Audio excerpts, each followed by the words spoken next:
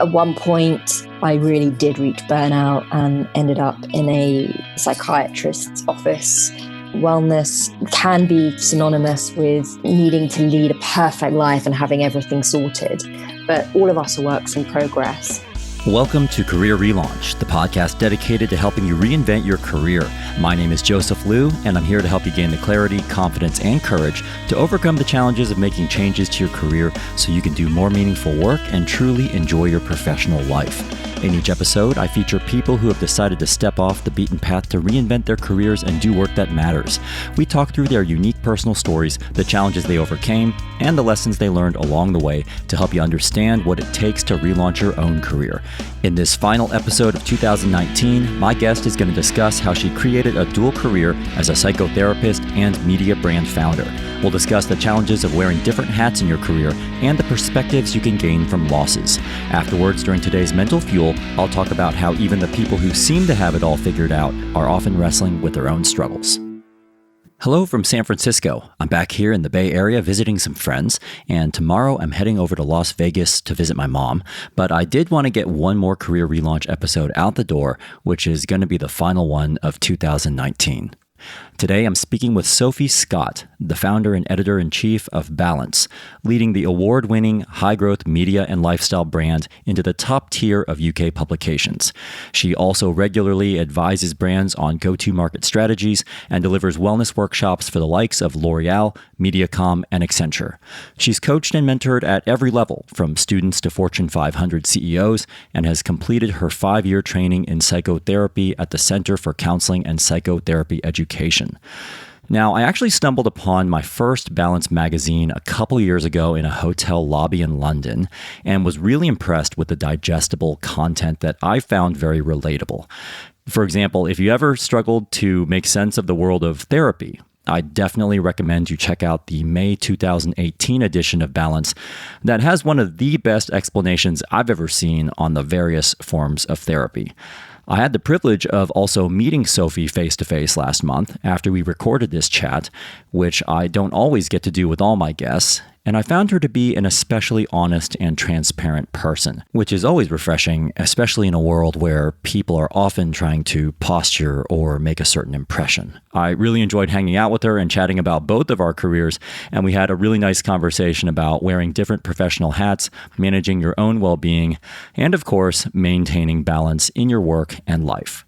You can get all the show notes from today's episode at careerrelaunch.net/69. Sophie spoke with me from London.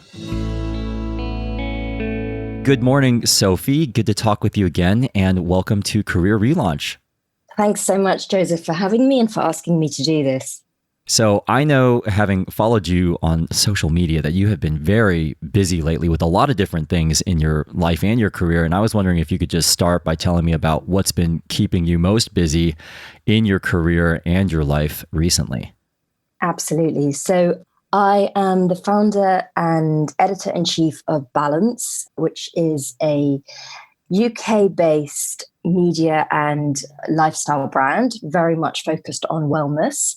So our mission is to make wellness accessible to mainstream audiences.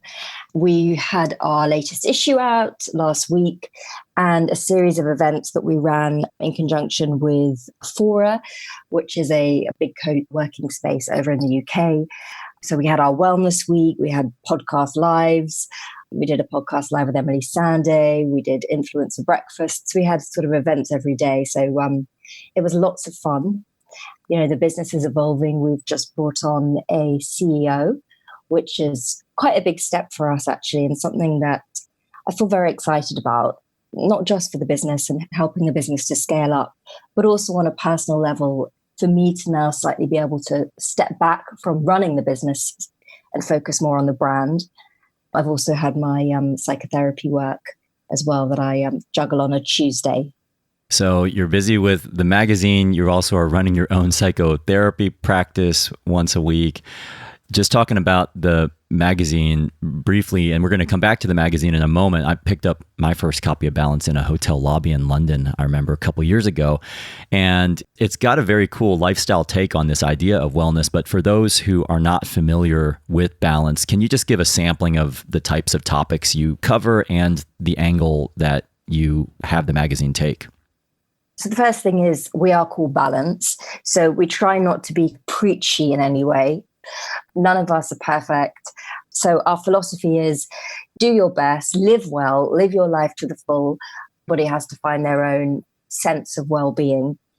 We cover mental health a lot, nutrition, workout plans, very much work-life balance, and travel as well, looking at kind of sustainable travel and also spa destinations, guilt-free travel.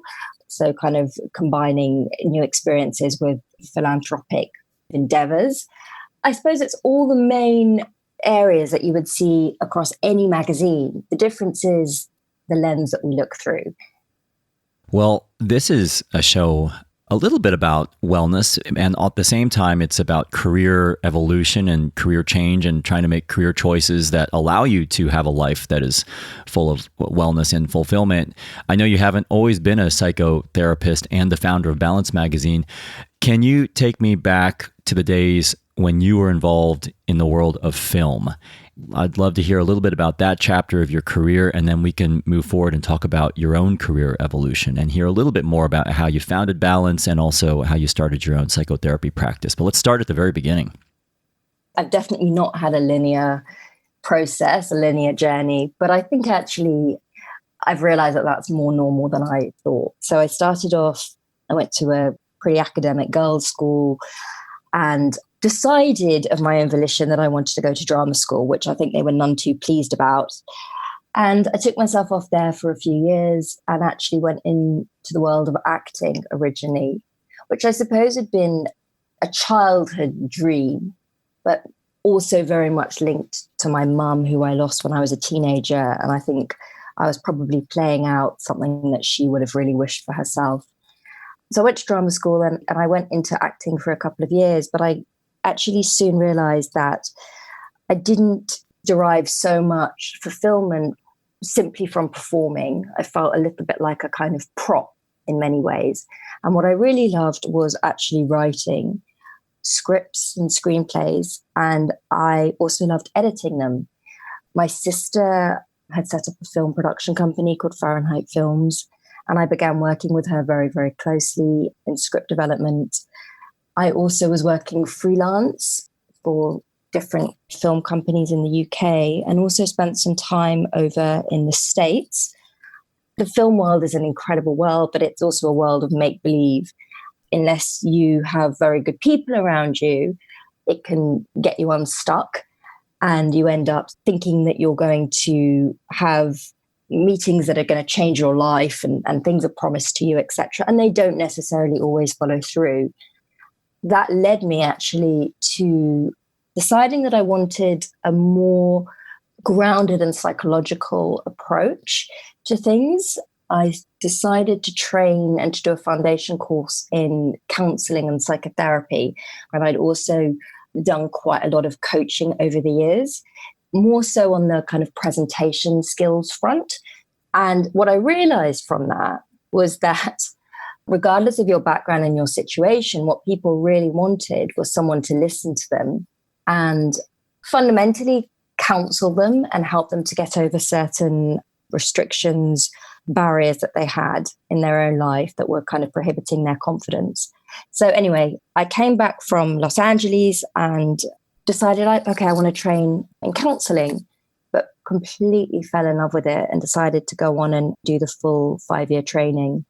So you just walked away from the original idea of becoming an actress or becoming a screenwriter and came back here and pretty quickly pivoted into the world of counseling? Certainly for the first year or so, I still very much had a foot in the film world. So I was still working in script development. At that point, I was really enjoying my counseling training. I was starting to become quite inspired about the world of personal development. And actually, that's when Balance started to slowly but surely take fruition in my mind. So I wouldn't say that there was a kind of clear stop. There wasn't one definitive moment where I made the decision.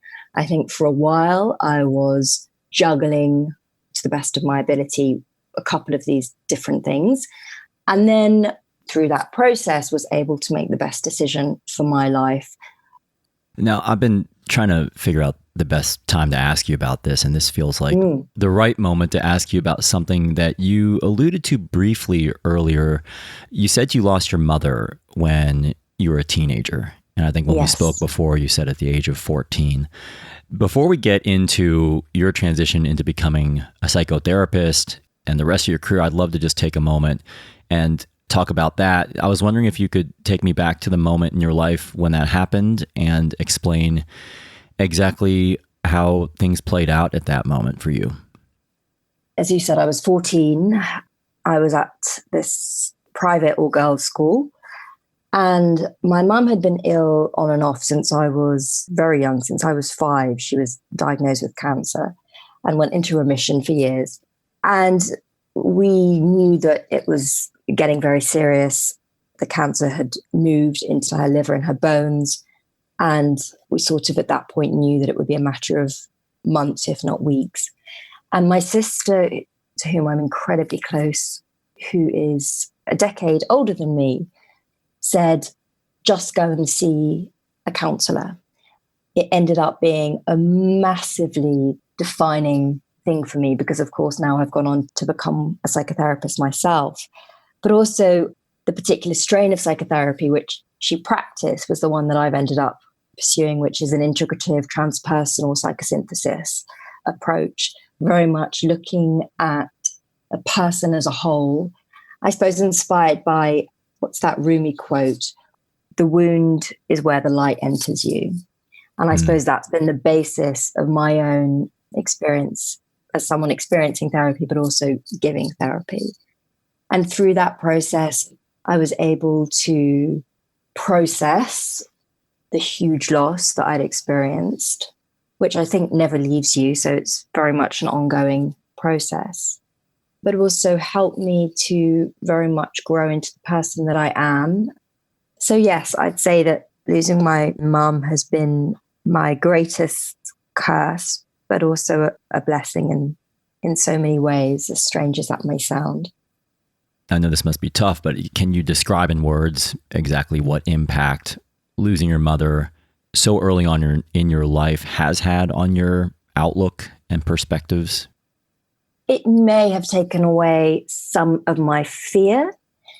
I mean, I would say naturally I can be quite an anxious person, but I've never let that hold me back in terms of the way that I lead my life.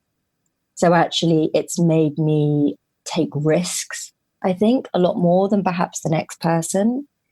And also, you know, without going into it too much, my mum, I think, wasn't fulfilled in her life, in her career. So I have been very committed to living my purpose. And of course, that's an ongoing thing that changes all the time. Your purpose isn't fixed, but very much having a kind of self-actualizing approach to life, which is that I want to lead my best life and be as true to myself as possible because it could all be over quick. It must be so hard to lose somebody so important to you so early in life. And at the same time, it must instill into you so much perspective that you just wouldn't have otherwise, I guess, if you hadn't gone through that. So thank you for sharing Absolutely. that. I'd like to go back to your career because I think this does relate to another question I was going to ask you, which was how you ultimately decided to pursue a full career as a psychotherapist. And it sounds like some of the seeds may have been planted from a very early age. Yeah, I mean, I think it's important to say I don't do it as a full-time career. You know, my training and everything has taken a lot longer, and it took a lot longer than I would have hoped because at the same time I was setting up balance. Right, of course. No small feat, right. Right. But I certainly feel that it formed the basis of balance. So although I wear very different hats between the different roles, and maybe that's something that we can go on to in a bit, fundamentally, I think that they go hand in hand. I don't terribly see one as starting and one as ending. I wouldn't say that there was that definitive moment in my life where I thought, right, this is what I want to do. I mean, these days, I think it's quite normal not to just have one career or one job. Most of us have dual careers or even triad careers, which give us a kind of greater sense of balance and fulfillment. And perhaps that means that you don't put all your eggs in one basket, at least not to begin with. I'm very curious about this exact point that I think you're making about what some people describe as a portfolio career or where you have multiple interests. How do these two worlds coexist for you? Because I know you only see clients once a week and you're dedicating quite a bit of your time to running Balance. I'm just speculating, but I'd imagine that you have to show up very differently when you show up in front of a patient or a client versus your team at Balance. Can you just explain how the two coexist for you and how well that works for you? I think it's something I'm still navigating. I definitely don't feel that I have got the magic formula for that yet. Actually, it's been a bit of a personal struggle at times for me, and it's made me question my own boundaries and ethics around this, because certainly the hat that you wear as a therapist when you're with clients is different to the one that you wear, especially with your team. I'm hoping that what it does give me is a genuine interest and capability and capacity to listen to people and really try and support team members when I know that they're going through their own struggles. I can empathize. I have the ability to put myself in other people's shoes quite easily. So I think from that perspective, it's been tremendously useful. Learning about certain theories and principles such as projection and transference has been very useful because, of course, when you are boss lady, so to speak, there are all sorts of projections that you get, which is very different to, I think, when you're just part of the team. And I like to think of myself as just part of the team, but the reality is I think I'm seen as, the founder and the director. And so that's a difficult one, actually. And it means that you have to make difficult decisions as well. How much you may wish to share with your team is a real question. And we try and be more transparent at Balance rather than less transparent. There does need to be, I think, a limit to that, because you do bear the brunt of quite a lot of stress when you're running something, and you can't always let that show. So in that way, I've learnt some kind of really good skills. Being poker faced, I suppose, from being a therapist, and taking that into the world of business can be quite useful. How much of some of the things that you do in therapy do you feel are also in line with the tips that you eventually share in your publication in Balance? I would say very aligned, actually. And one of my greatest pleasures has been commissioning other therapists, psychologists, coaches that I really rate, that I've personally kind of learned from, and getting them to write for Balance. So I suppose that's what I mean when I say it's really underpinned what Balance's mission is. So absolutely, it's a core part of what we write about. So let's talk a little bit more about Balance, because I know that you're spending quite a bit of your time on the magazine, although it sounds like you're now handing off some of the responsibilities that you've been in charge of. So you're doing some psychotherapy. You're finding that some of the tools can be useful to a broader audience. How exactly did you go about creating the magazine? Because I'd imagine there are a lot of people out there who think they want to start a magazine, but it involves so many different things that probably aren't so obvious on the surface. So I'd just be interested to hear about the actual creation and the inception of the magazine. I was, as I said, sort of benefiting from a lot of learnings at that time, a lot of theories, meeting amazing experts, and having really fascinating conversations. And I thought, wow, I reckon a lot of people would be interested in this type of content, in being involved in these kind of conversations. And actually, where would they go to get such a thing? And I remember there was a morning where I was going onto the tube, and I was looking around me and thinking, how different that world seems to the world that I had experienced the night before when I was at college and we were talking about psychology and the idea of kind of awakening. And on the tube, people tend to look kind of really disconnected and really dead, almost like robotic. And we can all fall into that, right? Yeah. It's miserable sometimes. Right. Too. Yeah. And I was looking and I was seeing what they were reading. And the vast majority of people were reading some of the free newspapers that you get. But a lot of the headlines are kind of really fear-mongering. And I wouldn't say are very positive affirmations for people. They definitely focus much more on the shadow, on the dark side of the world, as opposed to trying to give people a sense of hope or even a sense of perspective.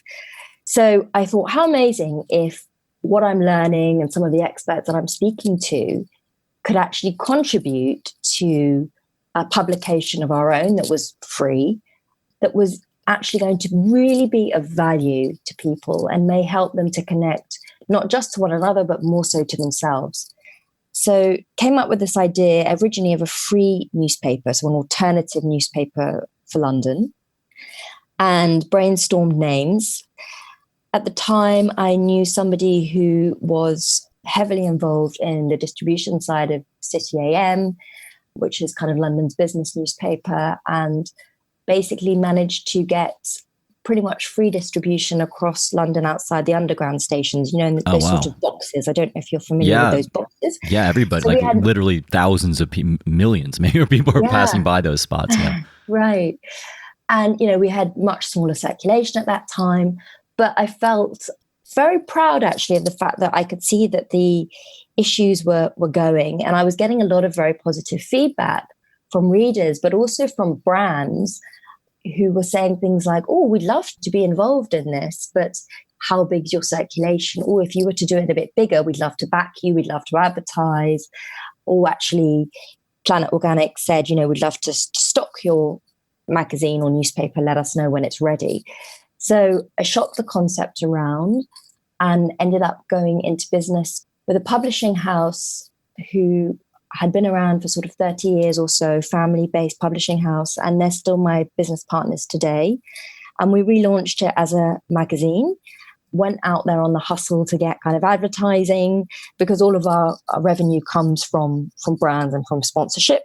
Mm-hmm. And together with some investment from the publishing house, we managed to bankroll the first issue or so. And really from there on in, it's been a case of building a brand, building a loyal customer base and a team to serve that. It happened organically, but it was definitely part of my master plan as well. So that's the business side of it. I'm also curious about what it's been like for you to start your own magazine, having gone through all that hustle and reaching out to different people you knew and gaining the distribution. I'd be really interested to hear about the impact that this journey has had on your life as a whole. It's been, by and large, very positive. I have got to live out a lot of dreams and fantasies that I've had. And I feel tremendously proud every time I, let's say, get on the underground and see somebody reading a copy of Balance, or people that come along to our events and tell us how much it means to them being part of a community of like-minded individuals. On the other hand, it's been an incredible amount of hard work. You know, when you sort of starting up from the bottom, I entered an industry that actually I hadn't really been a part of in terms of publishing. You know, I'd always been in the media, but more on the kind of production side of things. So I've had a lot of learning to do, and there's definitely been a lot of needing to prove myself. And I think that's not just based on being a newbie to the industry, but also being a woman, sadly, and a youngish woman, although I think I probably look younger than I am. So there's been quite a lot of needing to prove myself, which has been pretty challenging at times, but has also given me a kind of real fire in my belly. However, in terms of my own health and well-being, that's definitely suffered at times, which I suppose is the ultimate irony. Well, I was going to ask you about that because I feel like I would be remiss if I didn't ask you about the challenges that you've faced trying to balance it all. Not only the psychotherapy practice with running a media company, but also what I would imagine is the ongoing hustle that is required whenever you're trying to create and build something and scale it. At one point, I really did reach burnout and ended up in a psychiatrist's office in tears, begging him for help, anti-anxiety medication.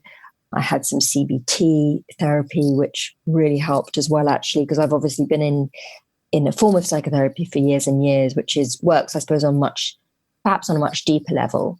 But I needed some tools day to day to help me navigate the kind of sheer busyness of my life and feeling slightly pulled from pillar to post. And I think it is really important to talk about this, and especially as somebody who works in wellness. I think wellness can be kind of synonymous with needing to lead a perfect life and having everything sorted. But that's obviously far from the case. And actually, it's people that are struggling and trying to fit lots in that actually really need to be honest and focus on their wellness, perhaps more than the next person. I'm quite passionate about focusing on, mental health as a core tenet to well-being, and saying that, hey, the people on Instagram, those influencers, those wellness authors, they're also just trying to figure things out. It's just that maybe they have benefited from certain training courses and education and experiences in their life that give them the stature and the confidence to go out there and share what they've learned. But all of us are works in progress. Yeah, in the work that I do, I've actually found some similar themes, Sophie, where things are not always as they seem on the surface. Right. Like on the surface, it may seem like, hey, Balance magazine, it's taking off, everybody's heard about it. And at the same time, there's a lot of challenges that go on behind the scenes. And I found that with a lot of people, it seems like they've got it all figured out. But actually, if you dig a little bit, everybody's got something going on that they may not be either very open about or just that people just don't know about. And it always strikes me, how many companies, whether they are startups, scale-ups, or kind of big established companies, behind closed doors, it's kind of always a bit of a shit show.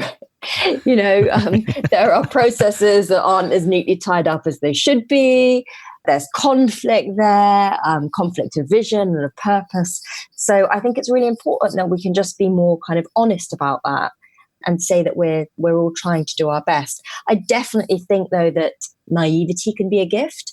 I think, in particularly when people are starting a new career, you do often feel a bit like a fish out of water. I don't know anything. I'm having to start from the bottom up.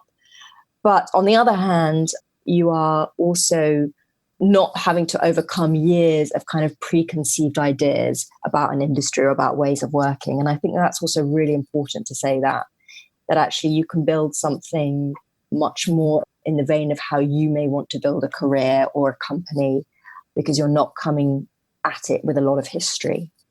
That is a great segue, Sophie, into a couple of the last things I was hoping to talk with you about before we wrap up here, which are just some of the things you've learned along the way of your very interesting career journey. And I think you just alluded to this naivete. And I'm curious, what's something that you didn't think would be tough, but has been tough about either running your own psychotherapy practice or starting your own magazine or balancing both? I have toughened up. I've had to toughen up quite a bit. And I think the process of getting there has been more difficult than I would have anticipated.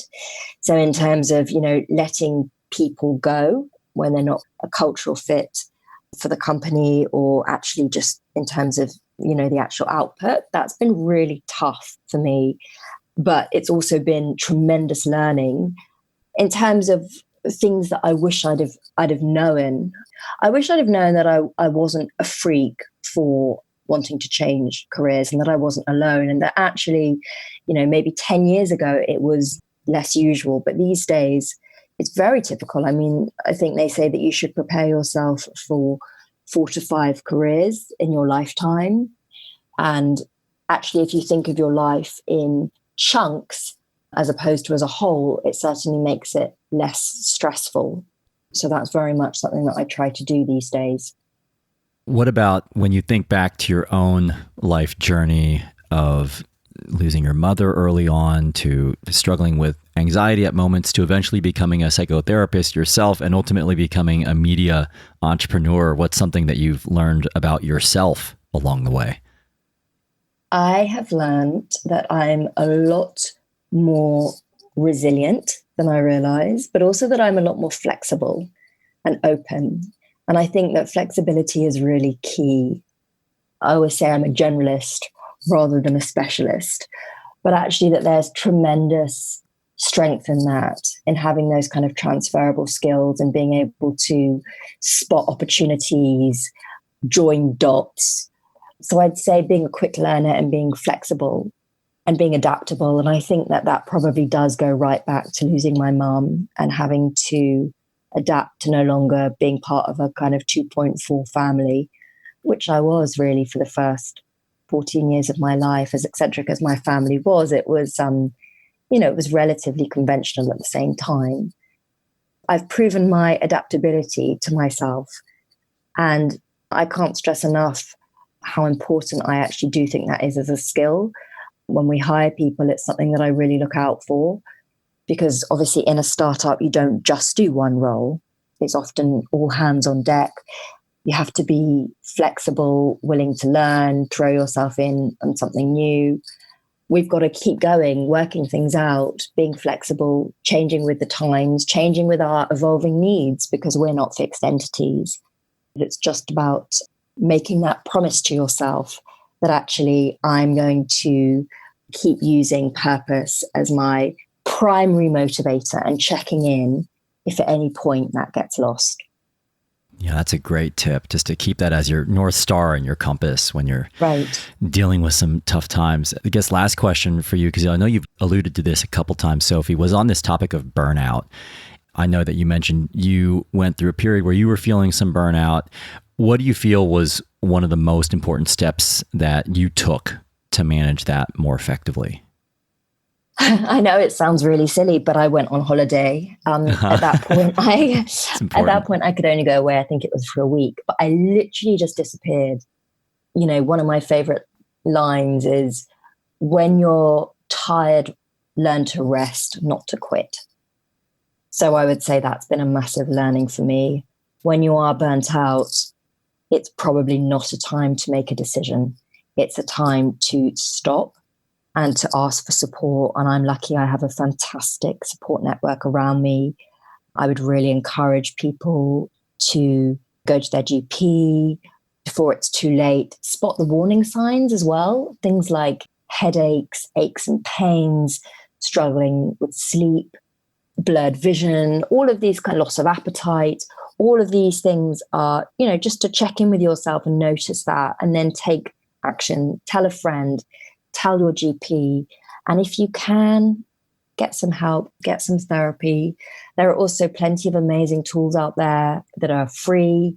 I use things like Thought Diary as an app, which basically is a CBT-based app, and it helps you to work through your problem yourself, gain perspective, and argue with any core beliefs that may be limiting you at that point. But yeah, I'd say the main thing is take some time out and don't make any quick decisions.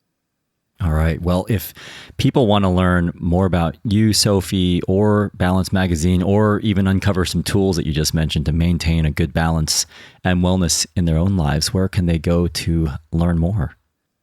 You can go to our website, which is www.balance.media.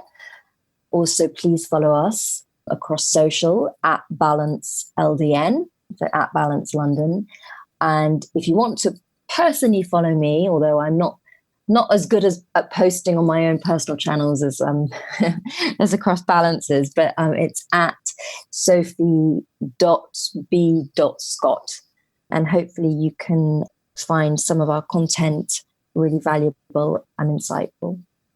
All right. Well, Thank you so much, Sophie, for telling us more about your life as a psychotherapist and magazine founder and sharing your personal story with us. And most of all, talking about how you maintain balance in your own life and career. So best of luck with balance. You're trying, doing your best to do that, right? It's an ongoing struggle for all of us, I can tell you. Yeah, so best of luck with balance, your psychotherapy practice, and everything else you have going on in your life. Thanks so much for being on the show. Thank you so much, Joseph. So I hope you heard some useful insights from Sophie about recognizing when you need a break, reconnecting with your purpose if you're feeling lost, and realizing that wanting to relaunch your career is perfectly normal. Now it's time to wrap up with today's Mental Fuel, where I'm going to talk about how a person's public image doesn't always tell the full story of what's going on behind the scenes.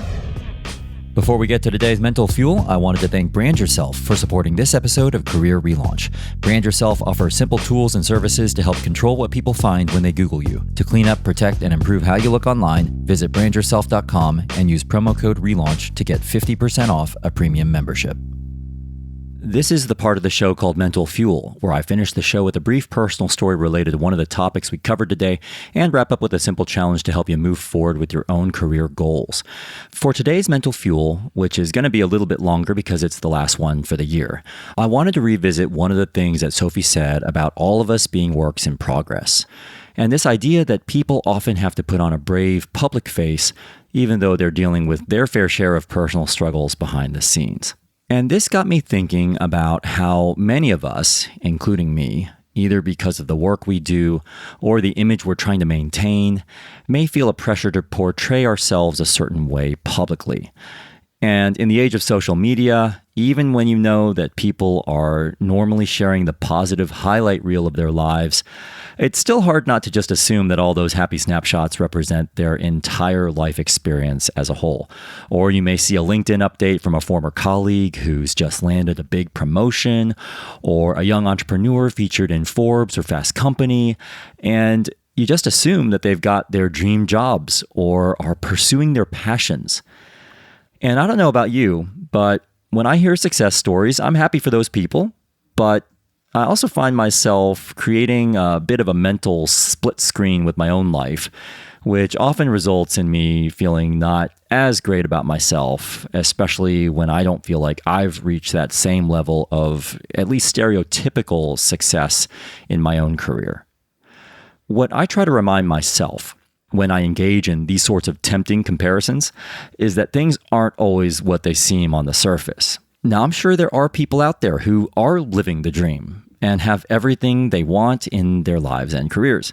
But I can think of way more examples of people I thought had the perfect career or perfect life, only to eventually find out that they were struggling with insecurities, major losses, or even personal tragedies that I would have never imagined were there based on how they portrayed themselves publicly. Now, in the spirit of transparency, I'll just go ahead and use myself as an example. I also have plenty of issues I struggle with that I don't always broadcast publicly. Part of the work I do is individual coaching for clients navigating career changes.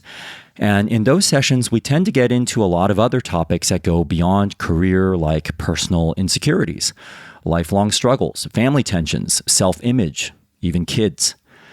And it's interesting because I sometimes catch myself in these sessions listening to a client describe an issue, but realizing that I'm struggling with the exact same thing. But in that moment, I have to put on a very professional, objective, reassuring face to try to help them sort through it. I actually have a lot of insecurities that I just don't open up about unless I'm probed. For example, I'm here in the Bay Area right now, which used to be my home 9 years ago before I moved to London. And whenever I come back here to San Francisco, no matter how good I feel my life is in the UK, I always find myself reflecting on what my life could have been like if I just stayed here. Just yesterday, I had lunch at Dropbox with a friend of mine who now works there, and then met up with Chriselle Hartson-Hurley, the teacher turned engineer we featured in episode 23 back in August 2017. Now, Dropbox is a company I really admire, and their offices and the people there are really impressive. So I did what I often do whenever I walk into the office of a cool brand or respected company and kind of idealize what it would be like if I worked somewhere like that. So yeah, as I was sitting there in the lobby, a few blocks from where I used to live in the heart of San Francisco, I was definitely thinking about how my professional life might have turned out if I had ended up at one of these exciting high-growth tech companies, which I had started to explore at that point in my career when I left the Bay Area in 2010. I'd say that overall, I'm actually really happy with my life and my career right now. And I really like the balance I have between work and family life. But more often than not, there are things I'm still wrestling with in the background. Here's just a quick laundry list of the things I'm struggling with at this very moment, all of which are first world problems, but I'll go ahead and share them anyway. Quite a bit of burnout, balancing parenthood with my professional work demands, trying to fit a full week of work into 4 days because I look after my daughter on most Tuesdays, which I really enjoy, but creates a lot of work pressure for me. Some health concerns, nothing serious, but enough to warrant me keeping an eye on a couple things. Feeling like some of my friendships are kind of fizzling out. Maybe this is happening because I'm now in my 40s, or friends are now more inwardly consumed with their own kids, careers, and families. I've also found it harder to maintain some of the strong connections I once had with people back in the US, now that I've been in the UK for nearly a decade.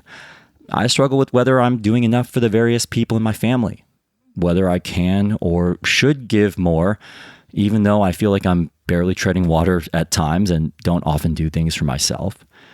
And I also constantly question the state of my business, whether I'm investing my time into the right things, whether my business is growing in the way I want it to, and whether I'm working with the right clients on the right projects at the right rates.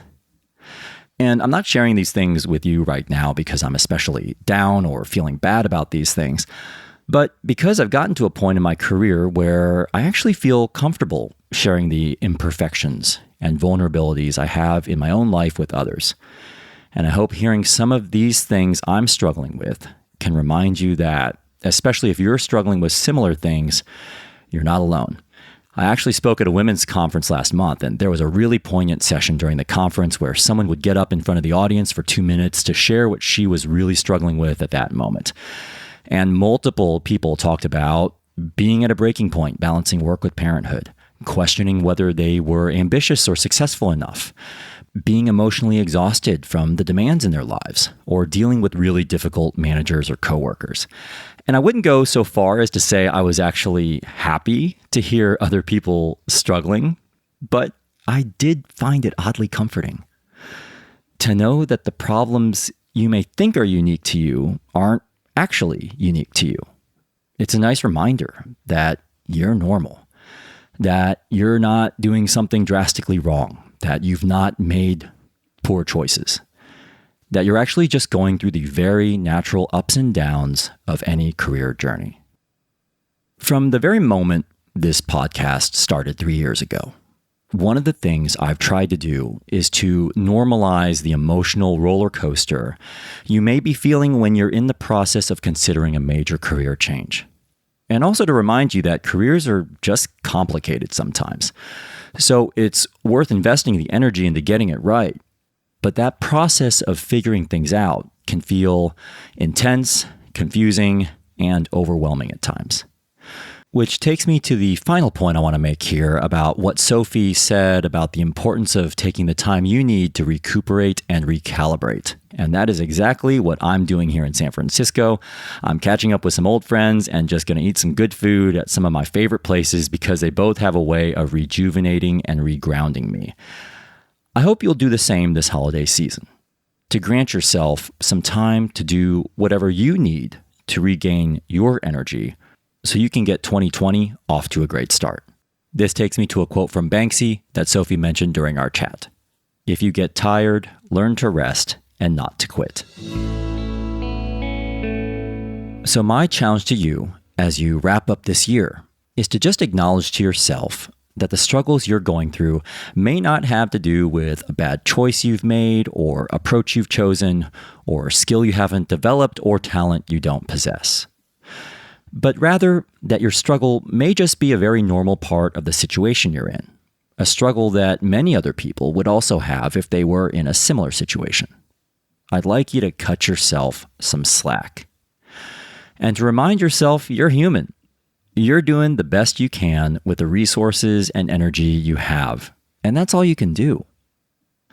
But if you need a boost, or if you need support, to go ahead and take that step to ask for help from a friend, mentor, or professional who can help you sort through it. If there's something specific you're struggling with in your career and you're not sure where to turn, feel free to drop me a note at joseph@careerrelaunch.net, and I'll try to point you to a relevant resource or podcast episode on this show you may find helpful. Also, be sure to check out Balance Magazine. I actually brought an issue with me to flip through on the flight over here, and I found some really useful articles about goal setting, well-being, and even some tips on how to relax. If you enjoyed today's episode and you want to learn more about Balance Magazine or our guest Sophie Scott, just go to careerrelaunch.net/69, where you can also find highlights from our discussion today. Again, that's careerrelaunch.net/69. As I mentioned in the fall, now that we've come to the end of the year, I'm going to be taking a break from this podcast for at least a little while so I can devote my energies to a new project I'm working on. But we'll return in early 2020 to at least share some of my key takeaways from some past episodes that I hope can help you get your career moving in the right direction during the upcoming decade. Thanks so much for listening to Career Relaunch, and a very special thanks to Sophie Scott for sharing her career story with us today from London. This episode was mixed by Richard Pennington. Electrocardiogram wrote and performed our original theme song. I hope you enjoy the rest of your holiday season. Have a great new year. I'm Joseph Liu, and I'll see you in 2020.